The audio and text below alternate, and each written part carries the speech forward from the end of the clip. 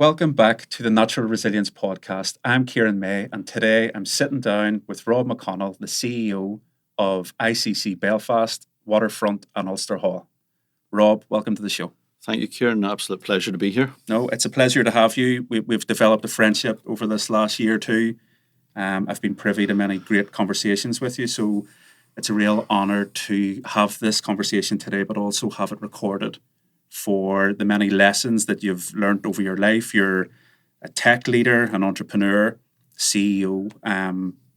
But before we kind of go into that, I would like to take you back to your early formative years, how you developed the mindset you have today.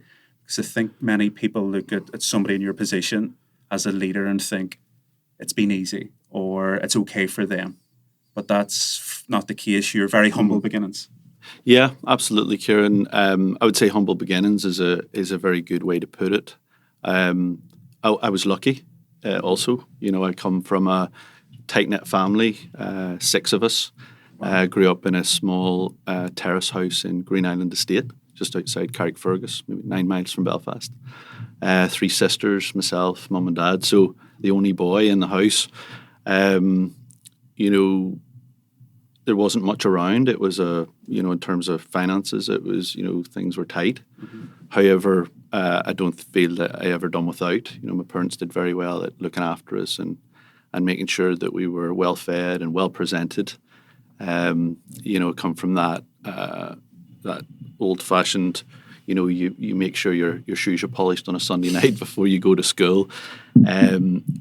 Speak when you're spoken to, be polite. Those were the values that I was lucky enough to have as a child growing up and as a family. We lived in a little street. It was obviously a unionist estate. However, my parents were from a mixed marriage. So there was maybe some pressure in that in terms of, for myself, my mother taking us to chapel on a Sunday morning, while at the other end of the spectrum, I was playing football on the open green with a lot of my friends, during the week who, and I suppose I didn't make that a thing. I didn't make it, I certainly didn't shout from the hills that I was Catholic and that I was, given the surrounds I was growing up with. That said, never had any problems in that respect. I tended to, sport was a big part of my life back then, played a lot of football. My dad managed to muster a few quid early days to get me along to the local golf course. So I joined up. I managed to play off a single figure handicap. I know you recently started playing golf. Yeah. I've seen that. But through those early years, we backed on to fields at the back. These were fields you had sheep and cows in. But I would smack a golf ball back and forward there with an old 7-iron that was given to me by a guy who lived across the road. And I did that religiously. 40 balls I would hit and hit them back and forward. So I became quite good at golf. Also played badminton for my school. I went to a secondary school in Carrick. Was in the Boys Brigade, played a big part in my childhood. Give us that structure, those principles, that discipline, I think. And I ended up playing table tennis for the Boys Brigade quite competitively. So I was always putting myself forward. I think that's maybe something that's carried through. Put myself forward for things, maybe put myself in uncomfortable positions way back then. And then, I think that's sort of the start of my entrepreneurial journey was I got myself a job after a lot of chasing on the local fruit and vegetable round. So the guy who ran that, Billy Boyd, his name was, he was a legend because he looked after people. People didn't have a lot. So when the fruit and veg man came on a weekend, that was when you got people didn't really stock up in crazy price or Stewart's at that stage. Yeah. They had what they had in their pocket at that stage, and they would get some potatoes, some vegetables, a bit of fruit if they were lucky. But certainly £4 for a full day's work on a Saturday at 10 years old, that's when I started. And I suppose at that stage, I learned how to interact with people.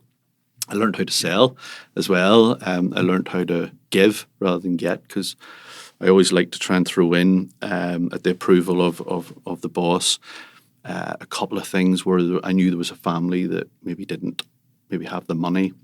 And actually, a funny story is really around, they're obviously in the States, you can have elements, a few bad boys kicking about. And I used to go to their mothers or fathers, and they would give me the order and they'd say, listen, I'll pay you next week. So I would find myself maybe going back a week later with my little tick book and saying, mister, you owe me £10. And, I would have to enforce that, And I suppose for 10, 11 years old, that was a lesson and also a strength that I had to find around that. So also, big part of growing up there was we were close to my grandmother and grandfather. Unfortunately, there was alcoholism in that relationship and that household, which over the years gave its own grief. But myself and my granny would have been very tight. I would have spent many's a Friday night staying over. We would cook soda bread on the griddle, Cagney and Lacey, if you remember, and the Fall Guy and all these. I think back to that time, and my grandfather, he worked in the railways, but when he wasn't working, he was in the pub. So I was company for my grandmother, and then there'd be times where she would say, "Oh, can you take dinner to your granddad in the railway?" And I would go up, and I had an old second-hand grifter stuck in third gear. It was hard getting up hills. There'll be a lot of people watching this podcast and listening that don't know what a grifter is, and some of them will know. Yeah. It was a very heavy bike. But I would go up the hills, and I would be balancing the dinner on the front bar, and I would take it up. He did the signal cabin, which he would change all the lines for the trains coming back and forth, and that was fascinating because I would spend loads of time with him. He was very educated. He was well read, and he would tell me so many stories. So I would sit for hours, would play chess with him in the signal box. Then he would jump up and he'd say, "Hold on, I'm just going to go and change," and he would change. He would pull the lever and he would change the line. So that was effectively, in a nutshell, the early days, for me, growing up. There's so much to unpack there. It's like, even, I love when you said about taking the 40 balls and whacking them up the field and going and doing it again, that repetition, and then seeing the benefit of repetition and even the competitiveness of table tennis. And was there an influence that in and around that age, because I'm assuming on that estate there was many kids that weren't as driven, that weren't as helpful, that weren't as able in terms of putting themselves out there to help the fruit and veg man. Was there something or someone that during those childhood years you seen as a guide or a mentor, somebody that carried themselves a certain way of putting themselves out there that you thought, I can model? Undoubtedly, which was my father and my dad. So interestingly, my dad worked a manual job in Michelin, so he would have worked on a production line for tires. At one stage, he was made redundant, and he decided, well, actually, now's the time to think about education, because he'd left school, I think, at 14, gone straight into a lab in Carrickfergus. I think that's what a lot of people did. They kind of seen the opportunity to work and make some money and left school really without an education. But he then went to Newton Abbey Tech and did O-levels. And of course, he had to get a grant, to keep us, because he was keeping us on £40 a week, is the whole family, 6 of us. Wow. Lucky enough, he didn't have any debts or never went into debt, so he was able to carry that off. 1 year later, he had ended up with, I think it was 8 O-levels, grade A's. So there was an influence in the college at the time that said to him, listen, you should go on and do A-levels. So he went on, did A-levels, and he ended up with 3 A's in 1 year. That's what you do at Tech. What is now North Regional College would have been Newton Abbey Tech at the time. And then, again, we'd be very thankful to the professor at the time who said, listen, you've got to go to university. I mean, you have a talent. And he was like, well, I've got to, keep 4 kids. I don't know if we can get a grant. Cut a long story short, he did get a grant, and he went, and after 4 years, he graduated with a first-class honours degree in medicinal chemistry. that was pivotal. I think that was game changing. I think there were difficult times, if you can imagine, if you're studying for those types of qualifications. We had to be quiet in the house. He was up, he applied himself really well. And him and I had a chat recently about my daughter, because she's like that. She applies herself well. I wouldn't have been at that stage. That was part of my problem at school, was I was sport mad. I didn't really develop academically until much later. But he managed to take us through that. So that was pivotal for myself, from the rest of my sisters, who have all done very well. In fact, just last year, my sister was awarded an OBE for services to education. So, when you think about that, and you think about my own journey, you had to have that influence, that pivotal influence. And interestingly, I was in the Hilton just this week, and I got a tap on the shoulder, and it was an old buddy from school, like 5th year at school. And he said to me, I remember, like, when you were in 5th year, like, a light bulb come on and you just started, like, working. Your attitude totally changed. Like, I've seen this chap for 30 years. And I was delighted to see him, and I spent, we had a couple of pints, and we had a good chat together, and spent the evening just reminiscing. But that was quite poignant for me, because, like, even all this time later, this chap remembers that time. And that was, to your question, really a game changer. Also took us out of the estate that we were living in. And I mean, I had my best years, my best life in an estate, so I wouldn't say anything derogatory towards that, but not everybody gets that chance. Yeah. People tend to be held down, or tend to not have aspirations through various different things. It's hard to get out of that scenario, if you're in the jobs that are not that well paid. Like, how do you get yourself out? And education is typically the only way.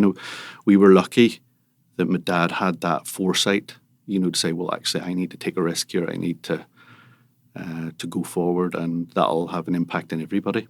Yeah, that's pretty powerful. And that, when you spoke to your friend in the Hilton, like, even for a 15, 16-year-old to have the awareness at that age to go, Rob's changing. There's what was his words? A switch has went. Yeah, like, definitely a light bulb. Was that around the same time where your dad was starting to change things for the family? And Absolutely. How did you process that as a 16-year-old? I've seen my dad apply himself to something, and now life is getting better. Yeah, like, no doubt. Like, what I seen was more tangible things, like a new car arriving, because he used to have an old Fiat 127. He would patch it up, did all the work to it himself, because he couldn't afford to get somebody else to pay for it. And I remember he played squash, and he always told me the story that they would take turns, him and the guy he played with, each week paying for it. It was 30 pence to play at Carrick Leisure Centre, a game of squash. And there were weeks where he would have to wait in the car park for the other guy to come. He couldn't go in and pay. Like, that's powerful, Yeah. So, I suppose I seen a new, not that it was a fancy car, but it was, my aunt worked for Volkswagen in the UK, and she was able to source him a Volkswagen Polo, but this thing came in a transporter into our wee street, delivered off. So it's those sort of things that you remember, that it's that, at that age, it's all about value. Yeah. If you see people that, have a new set of golf clubs, or they have a new car, or they have a new watch, or they have new something, it hits a chord with you. And sometimes it just takes that for people to realize, oh, okay, so that there's a change happening here. So, and then, as I said, he was lucky enough then to, well, I wouldn't say lucky, because it was all manufactured, but fortunate that he was then able to buy a house without a mortgage outside of where we were, because of shares that he was allocated through what was the old Galen pharmaceutical business when it floated. He was close enough to Alan McClay, who Almac is named after. Yes. So I met Alan McClay many times at airports and stuff. He would have travelled with my dad. He was a gentleman, and obviously look at the empire that he built. And I was lucky enough to even see, that success. But those were the sort of influences, I guess, for me, early days.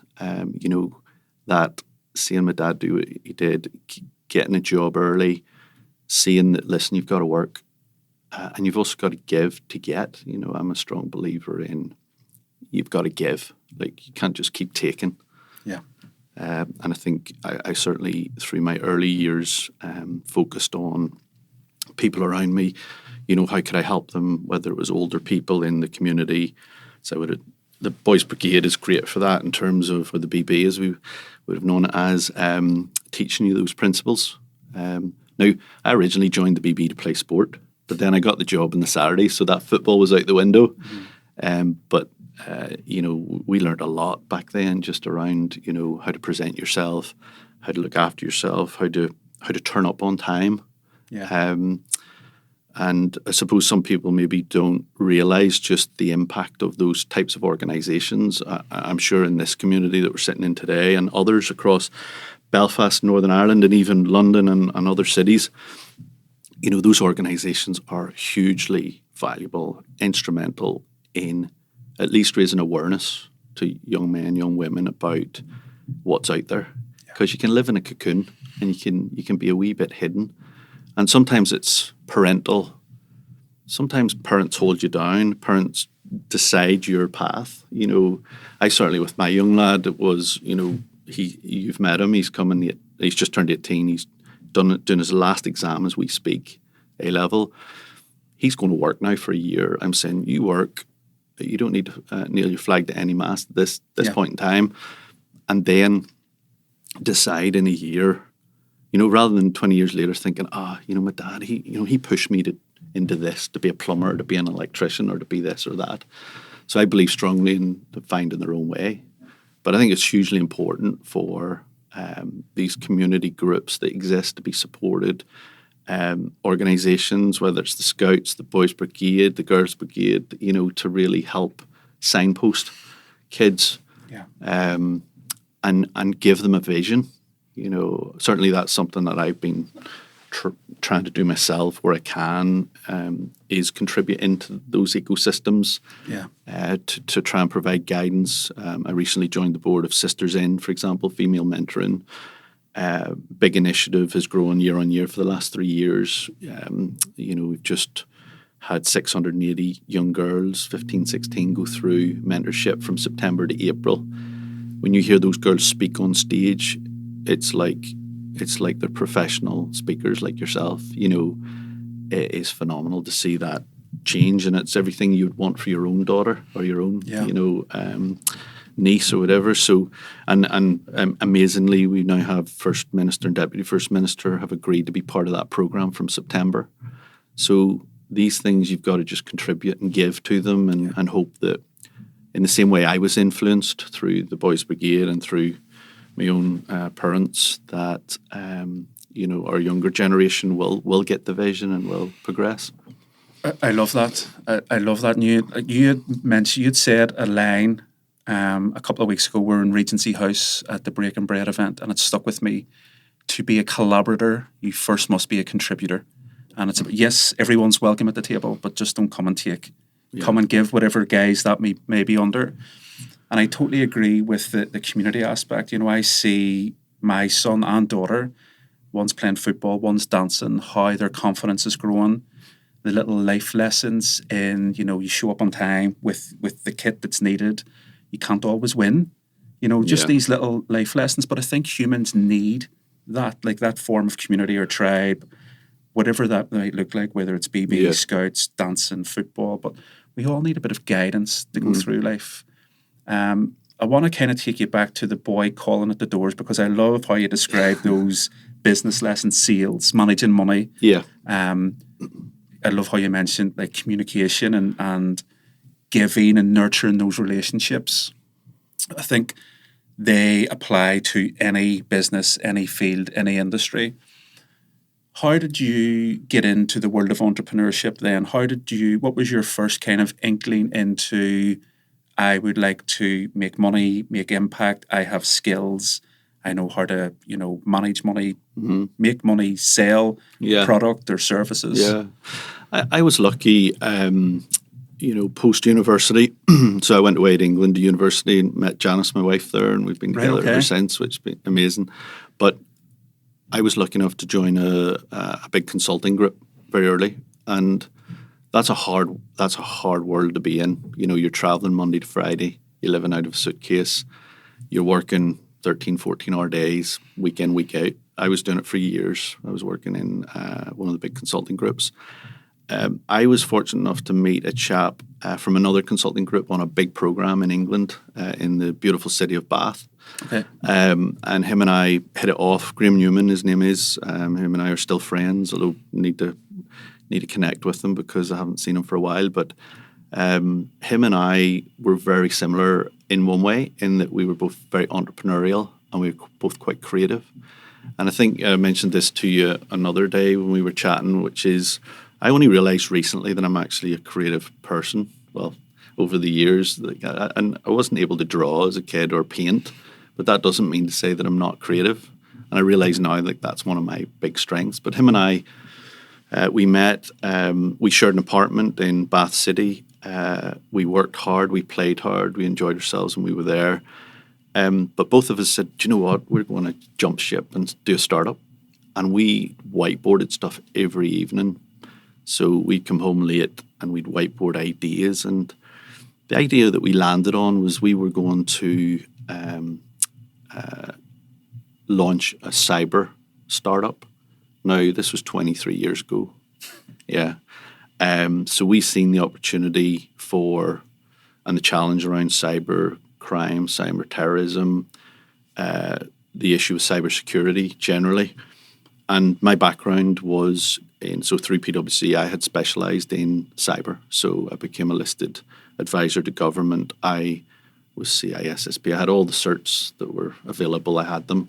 And that was part of me trying to be the best it could be.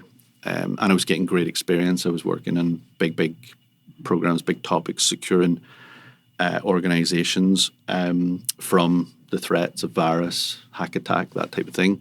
I'm assuming this was way at the start of the curve. Yeah. This was kind of preempting what could happen. Yeah, the reality was we were too early to market with it because what we did actually, our business was cyber insurance. So we didn't just start up, consultancy and services business to do what we were doing when we were with the big four consulting groups. We actually decided we would establish a cyber insurance business, which meant going to London. It meant educating the London insurance market on how to rate cyber liability, because at the time there were no rating tables like there were for flood and fire and commercial risks. So I remember us being in Leadenhall Street, where you would know the Lloyd's signature building of Lloyd's of London. Yeah. Leadenhall Street runs up, and we were on the 5th floor of Leadenhall Street at a building, preaching to the CEO of one of the world's top insurance companies about how to rate cyber liability. And we had built a quantitative risk analysis tool to allow us to do that. And we were swinging by the seat of our pants, to be honest. But we had a confidence about us, and we had a drive, and we did that for a number of years. We went to LA to games developer conferences. We started insuring the games industry. We diversified into tech, what's called tech PI, for games and media companies. But the reason we did that was because cyber insurance itself was not mature at that stage, and the buyer didn't know that they needed it. Where if you fast forward to today, just look at Marks and Spencer's as an example. Still going through the challenge of 40 million a week loss, empty shelves. They obviously haven't paid their ransom, and that was one of the insurable risks that we would have been insuring at the time. So there is a thing. You can be too early to market. You can create markets too. If I listen to one of your previous podcasts and think about Andrew Trimble and what he did with Kairos and that team management, they were early, but they were at a good time where it was the right time to be creating that. And obviously it worked out very well. And I find that really interesting. I've never heard that before, where somebody's had a product, but it's ahead of its time. Yeah.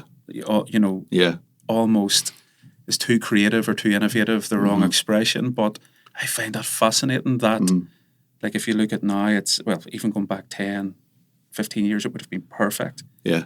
But so ahead of the curve. Yeah, really ahead. And if I look at Graham now, so Graham is one of the biggest names in cyber insurance in the world, in the UK markets. He talks. He had gone into another company. We parted ways at a time where I wanted to get back into tech. Insurance wasn't really my bag, and we agreed that but he went in and got equity in another company, and he turned that into some significant life-changing money. Which, to be honest, we were very different in a way, in that he was very academic, very well educated.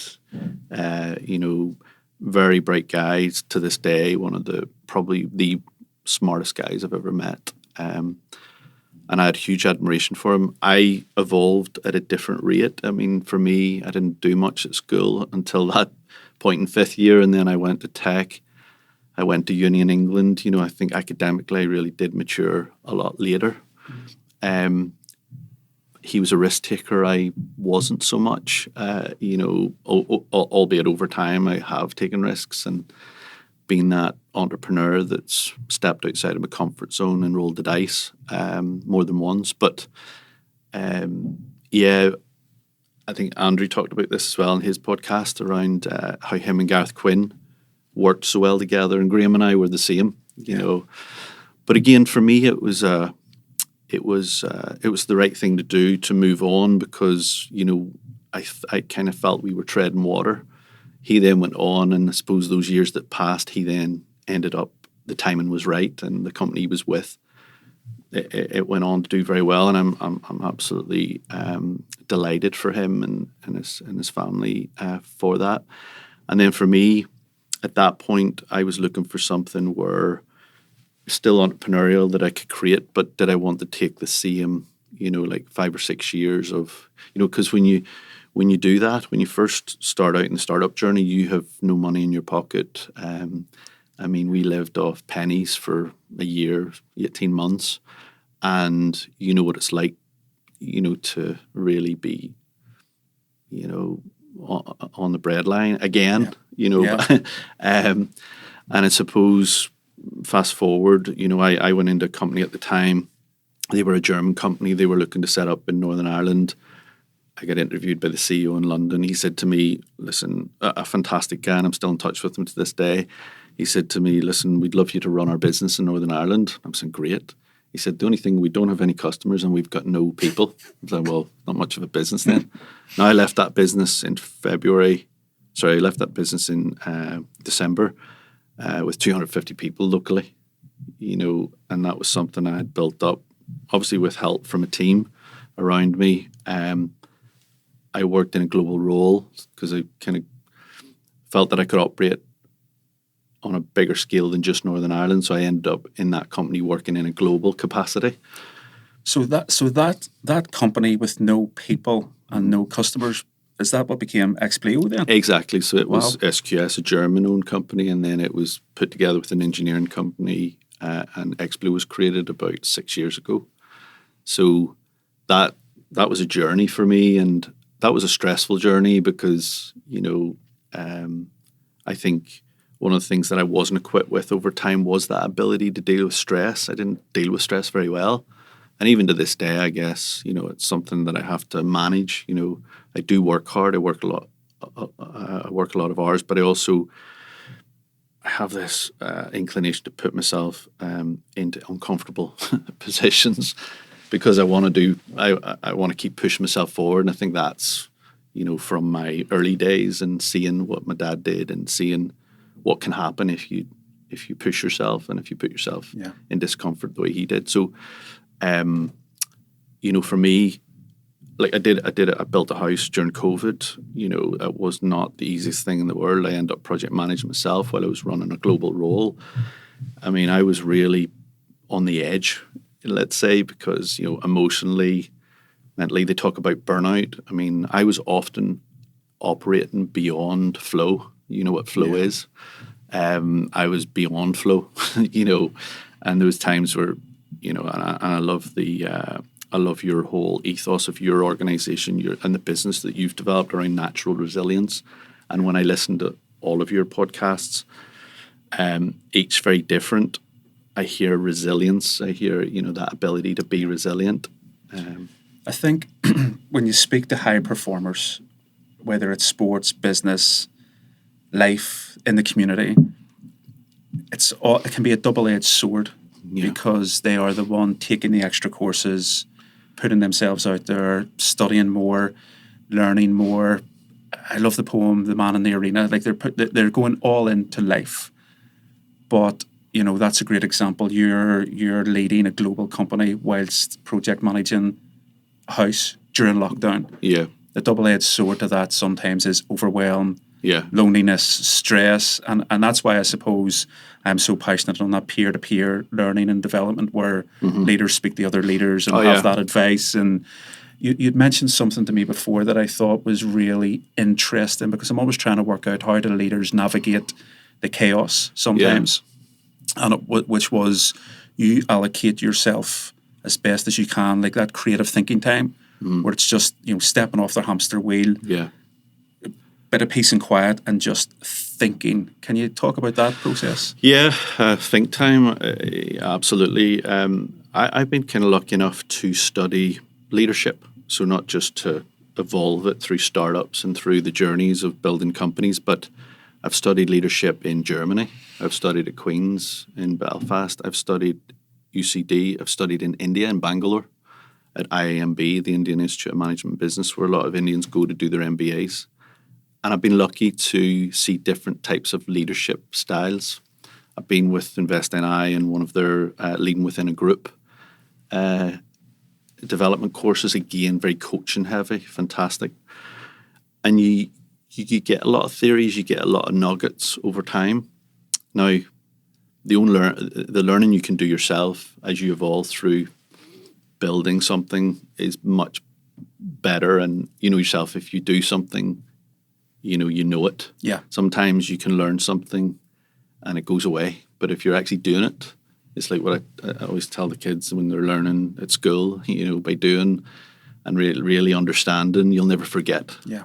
And I think then it becomes part of how you operate and how you work. So, but you'll hear lots of people now using the phrase about working in the business and working on the business. I hear it a lot now, and it's kind of typical leadership speak. It's a very real thing.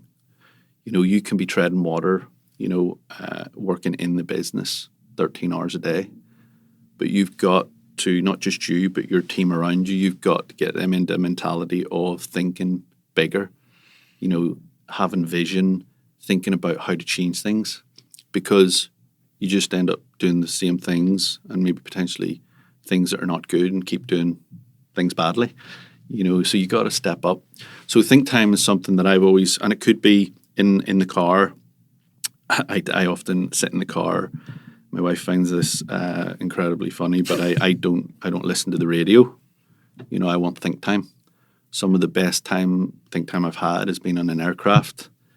Flying back from Australia. I think I mentioned this to you before. I flew all the way without watching a movie, listening to music, just thinking. Kids call that raw dog on a flight now. Is that right? Yeah, raw dog. No listening, no reading, just just thinking and looking forward. I think you've got to look forward all the time. Yeah, you got to, and I think I've been quite good at that. Identifying trends, identifying things we should be doing through the companies I've worked in, and I suppose people would naturally see me as creative, see me as innovative, somebody that has vision.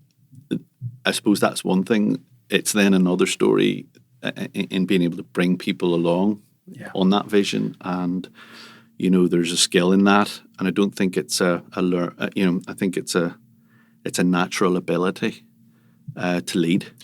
Yeah, that's what I really wanted to ask you, because we've taken the conversation. You're now a leader of a company which employed approximately 20,000 people around the globe.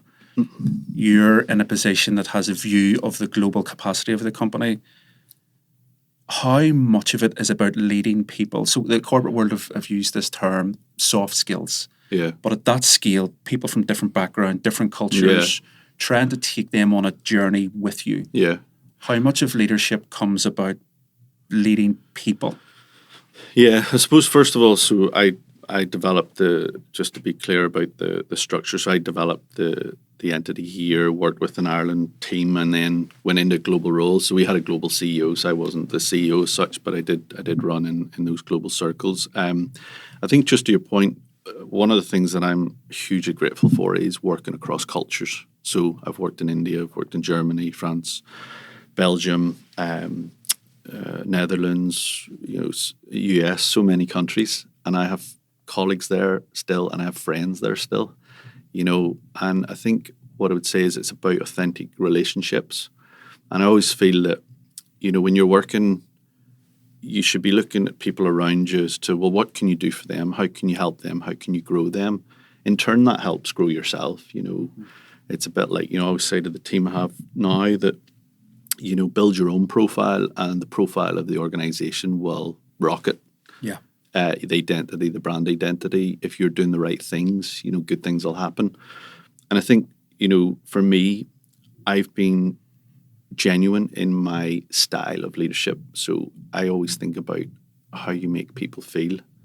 And I would say I'm quite empathetic. So I would be thinking about their situation, about how I can be supportive to them. And I think that's just a natural thing. There are other styles which are quite autocratic, quite, I'm the boss. Yeah.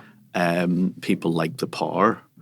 And I can't say that I don't like the power. When you get into a CEO role, the buck stops with you. It can be a very lonely place to be, even though you have a lot of people around you. And power is power, but I don't see it in that sort of, right, well, I'm going to use that to batter people, and to make me look good. I think it's how do you harness that to be better than the sum of the parts, is certainly my philosophy. So I've always led that way, and whether it's building the house and having a team of people where I'm trying to bring them along in something I know nothing about, which, let's be fair, at that stage that was me on a journey, and I didn't just build a simple cavity block sort of traditional house, as you know. Yeah. I went big, like I've done on a lot of things, and then put myself in that uncomfortable position. Now, I can now reap the fruits of that labour. Yeah. But even the people there, I treated them with as much respect as I could treat them with. I had an open policy I had a big fridge full of soft drinks. It was like, I had an adjacent barn. I had a whiteboard. I would leave instructions of stuff I needed, all the plans. I was quite structured, methodical how I did that. I had to be, because I had to make the best use of the time that I had. I would be up there early, 5 a.m. in the morning. I'd be cleaning the place up. I'd be writing instructions. I'd be back up at lunchtime once I get off calls, because remember, it was COVID had hit. We were locked in. I was living just down the road, and I was talking to people, as I said, all over the world. And and I didn't mention South Africa. There are great colleagues and friends now in South Africa as well. But I'd be on to South Africa in a day, India, Belgium, and then I would dart up. I would then say, right, guys, what needs, and I would talk to a plumber, I'd talk to a joiner, an electrician, and there was problem after problem after. I've never seen that before. Stuff wasn't arriving, because at that time, deliveries were a problem as well with Brexit, and so stuff was getting smashed when it was getting delivered. It was just carnage as a process. But I got through it. We got through it as a family, and now we're enjoying the fruits of that labour. I think, what I'm hearing there is that self-leadership, time management, energy management, relationship nurturing, whether it's a plumber or a colleague on a global level, on a different continent. That I know you're very passionate about that relationship nurturing to facilitate growth. Is that something you take back to BB, to growing up in a housing estate, to giving the extra cabbage or the extra apple to the family in need? Is that something that kind of you draw back to that early formative years? It's a great question. I suppose it comes back to just who you are, I guess we all are shaped by our early childhood. Yeah. I think Pat Divley, one of your other guests, talks about the shadow self and things like that. I think certainly you could map back to that, but I think at the end of the day, it's who you are, deep down, that, then translates into then how you nurture relationships. I mean, I'm big into connecting, to connections. You know, there's times where you don't feel like it, and there's times where it'd be like, oh, well, I could just, you know, feel like just, you know, sofa surfing or. You said a line before we went live. Always take the meeting. Yeah, absolutely. And that's what I'm hearing there. You know, always take the meeting, be open to possibility, opportunity, and that doesn't come knocking, as the saying goes. Yeah. Sometimes that's like we talk about third door moments. It's actually going out and meeting people, and it's fascinating. There's so many things that stick out. And one of them is that thing of, you know, you designed a product that was perhaps too early. Another thing you were big into before it became mainstream, certainly before I heard about it, was AI. Yes. And the role of artificial intelligence. Yes. Because again, am I right in saying you represented Northern Ireland with, was it Martin McGuinness and Ian Paisley perhaps, about trying to get them to see the vision of technology and software? And going back to 2014, I had all of the First Minister, Deputy First, and all the ministers at a digital summit. I wrote, with the help with a number of people, a digital action plan for Northern Ireland, which was built in 3 pillars: access to skills, access to funding, access to markets.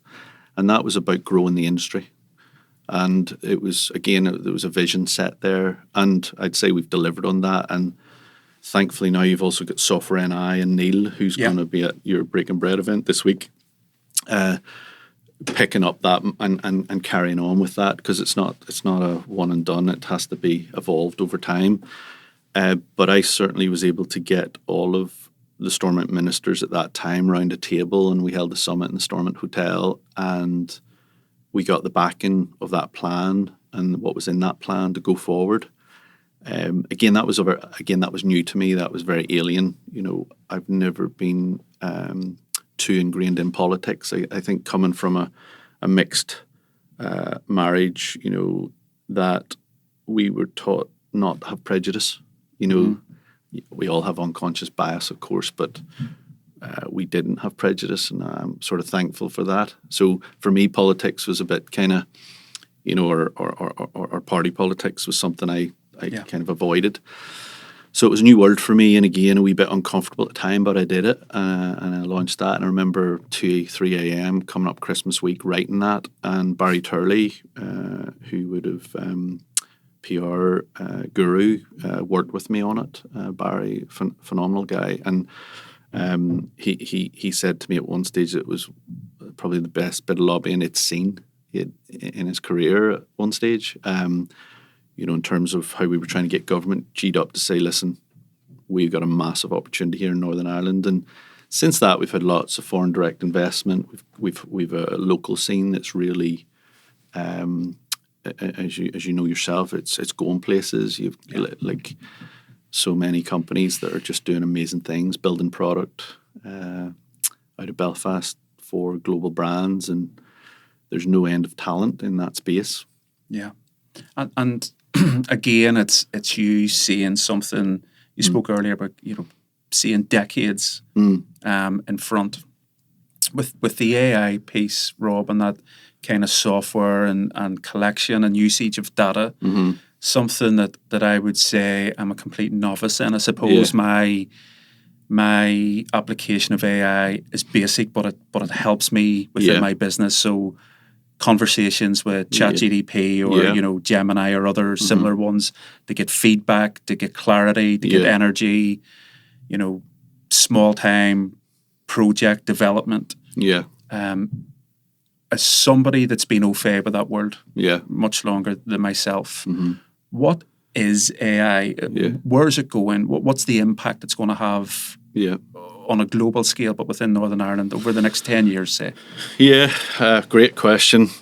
So first of all, what I would say is, for the last number of months, I've kind of been parking AI. Prior to that, I spent probably a year working on Explio's global strategy for how they would embrace AI or take it to the market. Because as a professional services firm, how are you helping other companies, whether it be oil and gas, whether it be financial services, embrace artificial intelligence? Probably going back about 2.5 years ago, you had that moment of realization in the community that and society that, oh, hold on here, this is different. This is an emerging technology, but it's a game changer. And I think people understood that at the time, so they were seeing what we would call generative AI. AI's been around for years and years and years. Okay. AI's been treating, artificial intelligence has been treating disease. It's been used in all types of industries for 25 years. Do you know, artificial intelligence is not new, but there's elements of it that are new and evolving, such as generative AI, such as large language models that have been built and made consumerized and made available, so that you talk about ChatGPT or Gemini or Claude or any of these other accessible large language models. The challenge, I think, is forget 10 years. Okay. 10 years is way too far. Okay. I think we are sleepwalking into something on a massive magnitude in terms of impact on society. AI has that ability. Like if you look today, and a lot of the tech companies have set up, take Microsoft, they've set up a Copilot, which means you're the pilot, but not for long. Right, okay. Yeah, so like in my mind, the pilot, it will be the pilot very soon. So, and it is in some circumstances. It has that ability from one end of the spectrum to the other, from writing code as well as a mid-level developer, right through to advising boards. So that is something that I've talked to our tech team about just recently, is about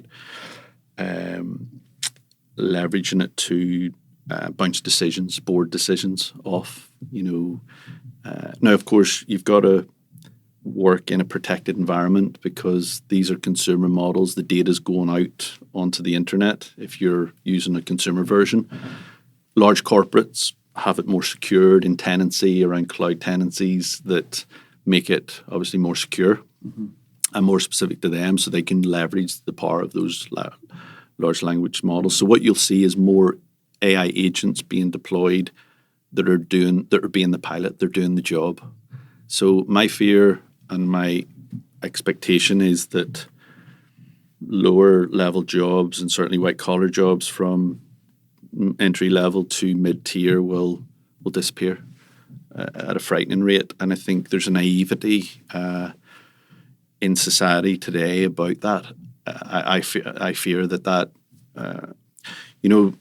when it first sort of arrived on the scene, I would have talked about this in conferences and stuff, and I'd said about the emerging tech companies find emerging tech difficult to adopt because organizations are complex beasts, people and process.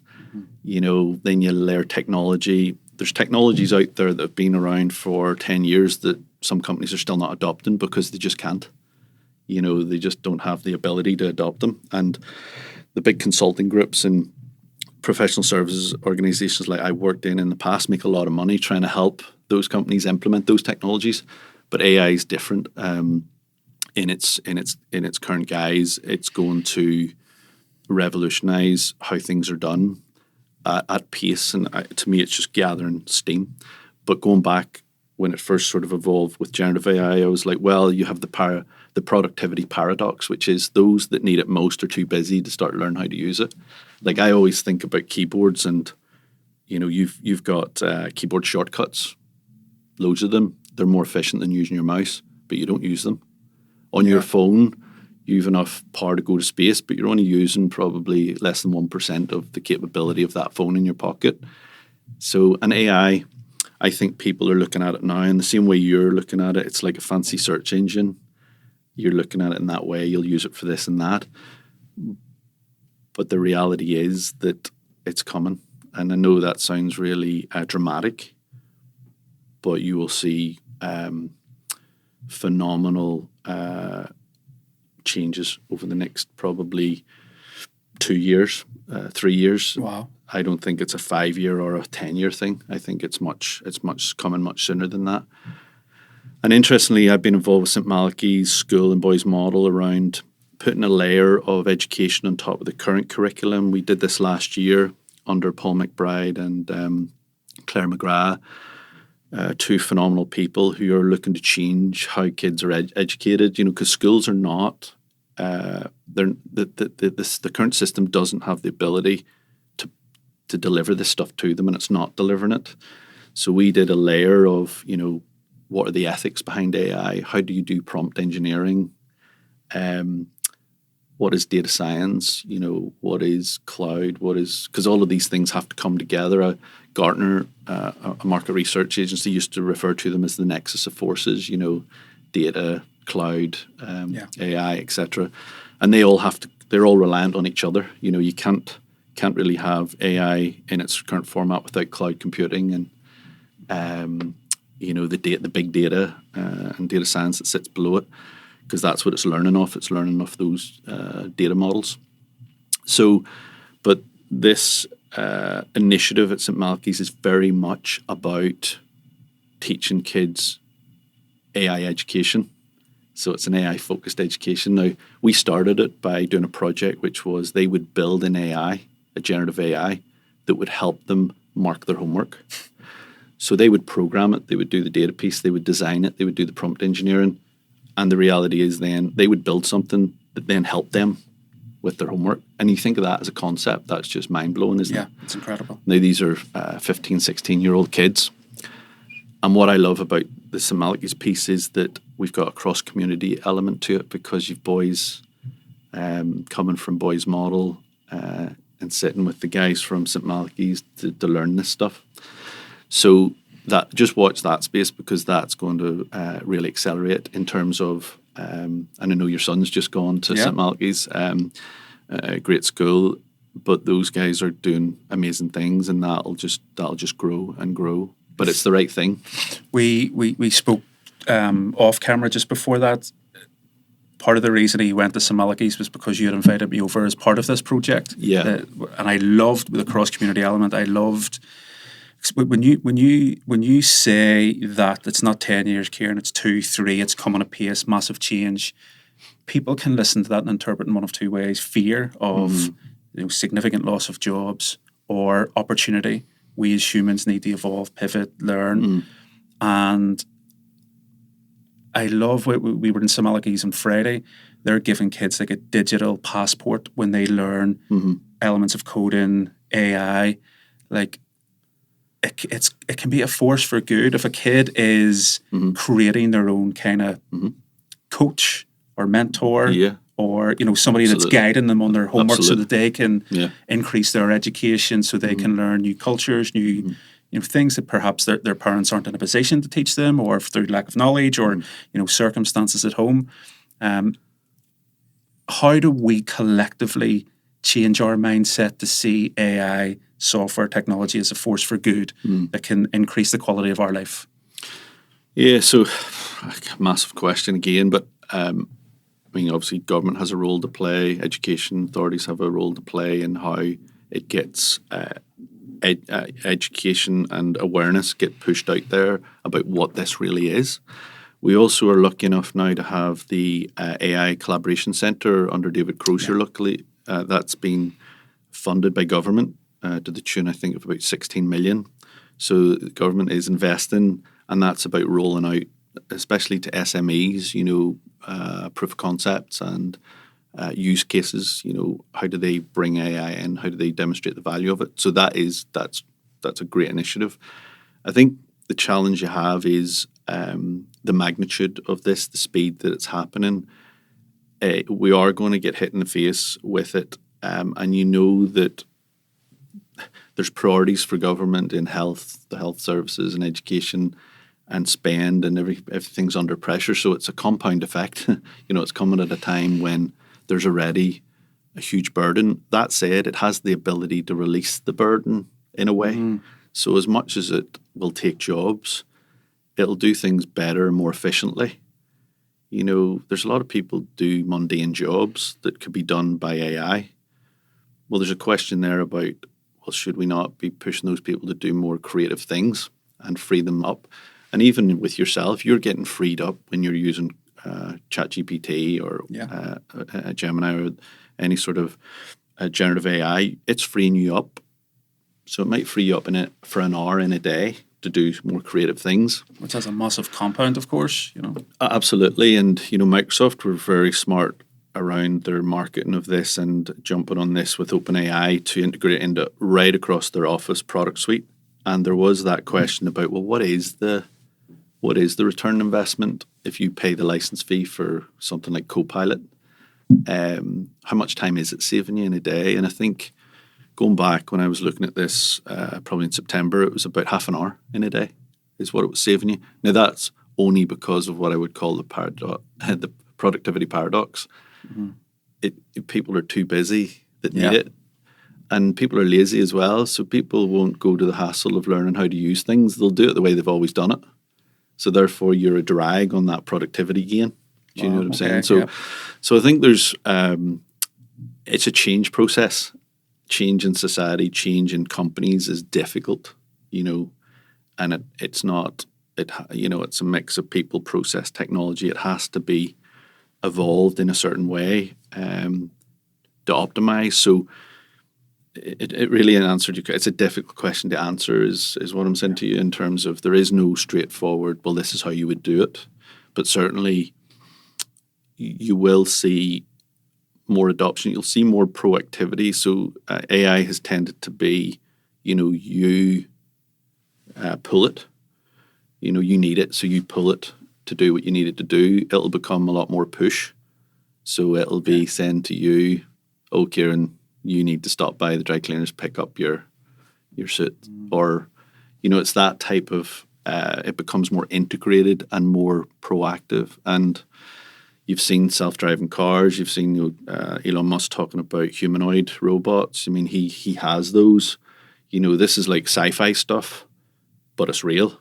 It's coming, but it's our propensity as society to be able to adopt and adapt it, and what it's going to mean. I mean, I'm not smart enough to be able to say, here's exactly what's going to happen. But I do have the concern that we're sleepwalking a little bit, and there's a naivety in what's coming. Yeah, I love Steve Jobs has a great quote on change, and that it's not something to be afraid of. All it is, it's innovation unfolding. Yeah. Let's talk about, we've spoke about change in that global scale. Let's talk about your own change because of January this year. Change roles. Yes. Now CEO of ICC Belfast, Waterfront and Ulster Hall. Yes. How has that been for you? Brilliant, absolutely loving it. Great team, great product and facility. I suppose the thing that's most relevant to me is I kind of feel for the first time for a long time that I'm in a meaningful role. I've got fire back in my belly. I think I might have lost that for a period of time. And I suppose a lot of people look at Waterfront as an example and they just see it as an entertainment venue, or some people may be aware of ICC Belfast, which is attached as a convention centre, but it's much more than that. It's an economic driver for Northern Ireland. So to give you an example, when we have a conference on with out-of-state visitors, say 1,000 people, that drives about 1 million or 1.2 million into the city that week.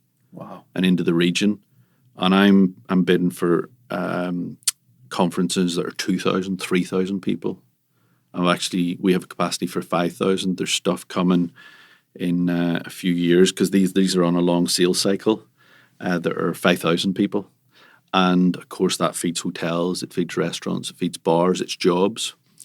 And even on the entertainment side, our ability to support grassroots artists and bring them up and give them a stage, bringing people into Belfast for that, that culture and the social. I really feel like we have a huge role to play locally, both at a Belfast level, but regionally. And those people that are coming in, they want a taste of Northern Ireland. And I'm trying to tee us up that it's not just about the venue or the hospitality package, in terms of food and beverage or technical production that we put on for their events, because we do that really well. I want to sell them the experience of coming to our wee country. Yeah. And, the uniqueness that we have, we punch well above our weight, proximity, the beauty, in half an hour you can be in the most gorgeous place in the world. So I'm trying to knit all that in to the proposition, because it's a competitive space, nationally and international conferences. It's big business, but it's highly competitive. So we're competing daily against Glasgow, Liverpool. We're competing against Madrid, Barcelona, in different ways, because some of those places are much larger than we are. But I all of a sudden have found myself, and I've been on the board there for a couple of years as a non-exec director, and I did get the opportunity to make a difference, and to start impacting the strategy and affecting the strategy and affecting how things were done. So when the CEO role came up and I applied for that, and I had to go through a competitive process for that, it wasn't a done deal. But of course, having been on the board for a couple of years, I had great insight into what needed to happen there. And, I had a vision, and only just today will release the revised version of our business plan moving forward, which is a 5-year plan that we are committed to submitting into Belfast City Council. And I think, for me, I'm not a fan of 5-year plans. I'm not a fan of 3-year business plans, because as we've just talked about with AI and other things, the world changes very quickly. So what I've done is I've focused the team on 12 months, the next 12 months. And, I've created a plan on a page with them. It's been a joint effort, and that's what we'll focus on for the next 12 months in order to just propel the business forward. So no, really, I have to say I'm really enjoying it. I've walked in, and when I look at the team, we've got a ready-made, high-performing team. Yeah. At an executive level. Below that senior level, again, a lot of very capable, committed people that do what they do well, do it very well. And it doesn't matter if it's marketing or sales or event delivery, they're at the top of their game. So for me, it's then how do you lift that? Because it is a sales piece. There's I've done sales for many years, and it's the same as selling anything. You've got to have a sales machine, a sales engine that's firing on all cylinders, and that will continue to bring those supply and pipeline of big out-of-state conferences into Northern Ireland, and likewise programming the right type of entertainment. So I have a bit of a bee in my bonnet about dynamic pricing, about the have-nots, being able to get to see the big artists and things like that. So I'm sort of tackling that head on with a campaign around affordable entertainment, and that could be in sport. It could be fan zones where people can't go to the Aviva to see the All Blacks in Ireland, or the GA All Ireland final. There's only so many tickets, right through to some of the big stars, putting them in smaller spaces. So obviously we've got Dermot Kennedy coming. I mean, Dermot Kennedy could fill the Ulster Hall 10 times over. There's 1,600 places in there of a capacity. We had Snow Patrol launch their new album before they went on the European tour. Again, Ulster Hall. So for me, grassroots, we're relaunching the studio, which is part of the Waterfront Hall. It's a smaller auditorium, and making that available to grassroots artists and giving them a big stage effectively. Yeah. So I suppose what I've done is I've come in and I've looked at it and said, right, well, here are the things that are important. Social issues, how do we provide a platform given our position in the city, our prestige? How do we create a platform for issues such as suicide prevention, dementia, mental health, food poverty? Yeah. How do we make it easy for people to have those collaborations and discuss those key issues and move that forward? And I know that some of the stuff we've already hosted has caught media attention with the BBC, which just, lifts the exposure. And also it gives those issues airtime, and it solves problems. Like, if I think of the intelligence that comes through our venues in terms of medicine and thought leadership, the stuff that gets discussed in there, the problems that get solved across different industries, it's fascinating. And even from a community perspective, like today, we have 1,200 kids for a science festival in today. Tomorrow we'll have a space exhibition where the issue of space debris is being sort of the awareness of that and how that could affect satellites and things moving forward.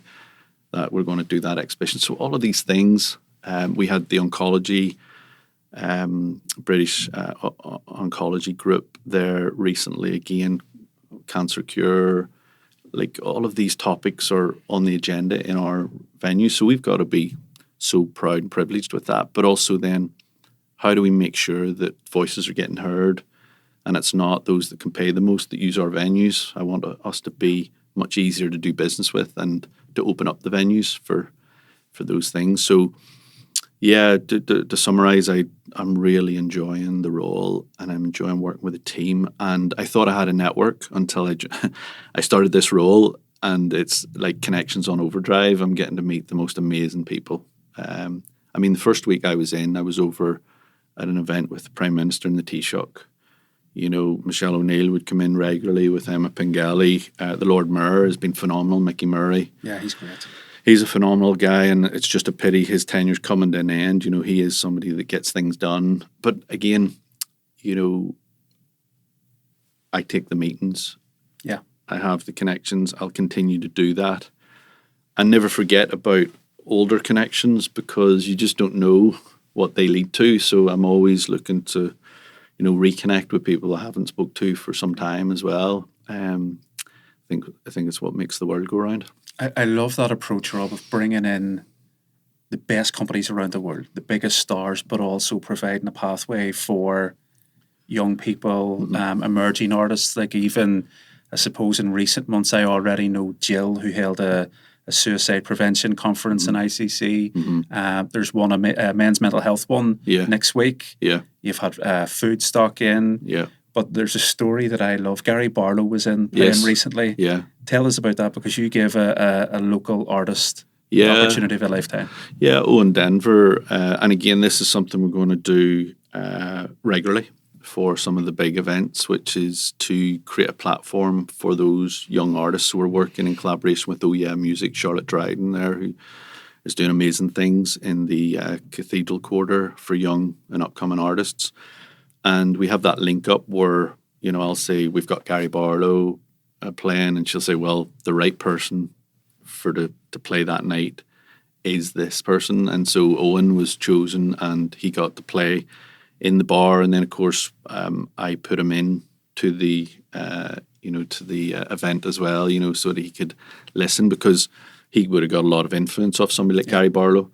And Gary's one of those people, like 35 years of writing music and massive hits would take that.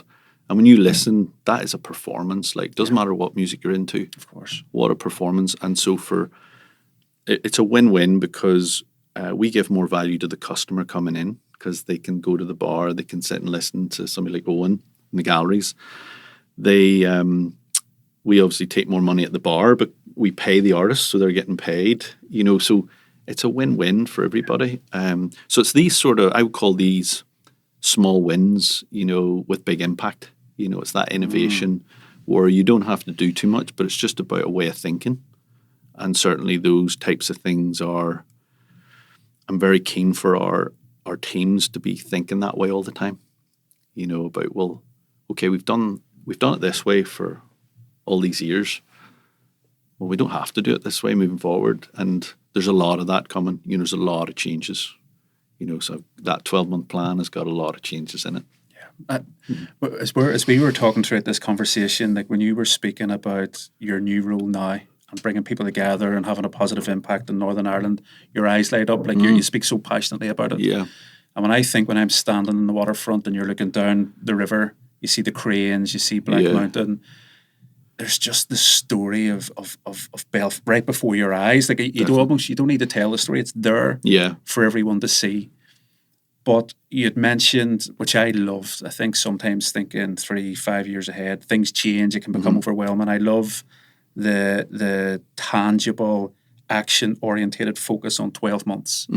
What does the next 12 months look like for Rob McConnell and your team?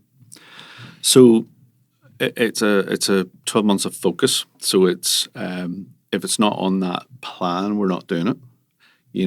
It's how do we grow that team? So it's part of that plan is personal development, getting people to be the best they can be, not sitting still.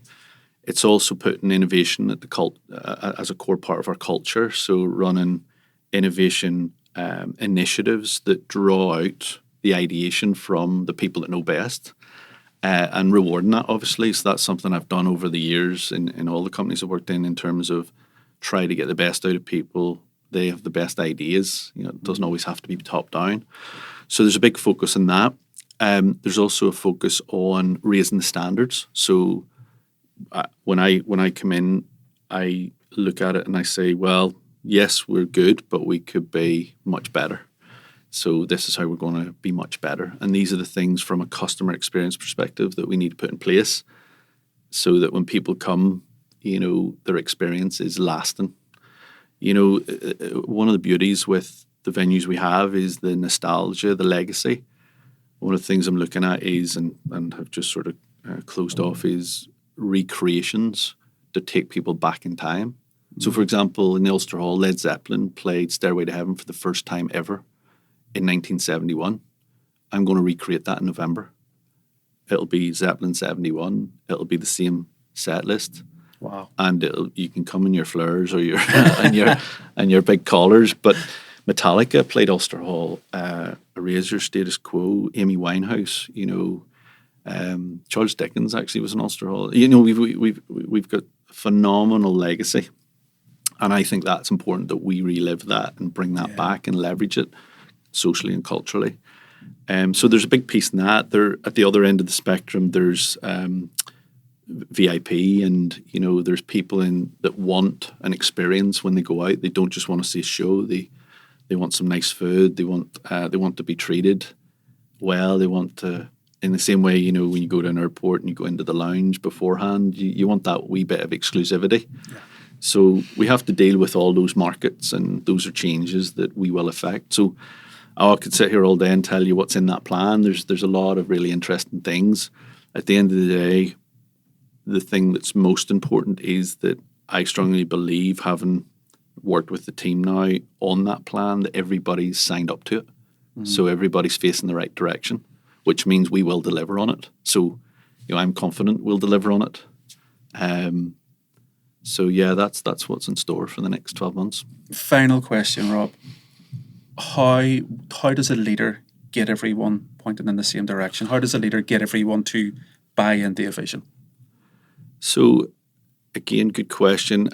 For me, it's being clear about what that vision is, and it's also being very consultative. So, and the vision, when I come in, it's not like it's my vision; it's our vision. I think that's really important. It's we. When I did a bit of rugby coaching in my early days, but you hold the ball in one arm under, it's I, and you hold it in two hands, it's we. So you work as a team, and for me, from I've gone in, it's a highly collaborative process. So setting the vision can't be just my vision. And I'll get a lot of credit for it because I'm the CEO. But it's our vision. And there maybe be things that people were thinking about that they just didn't have the confidence to drive forward. And I suppose one of the things that I brought is agility.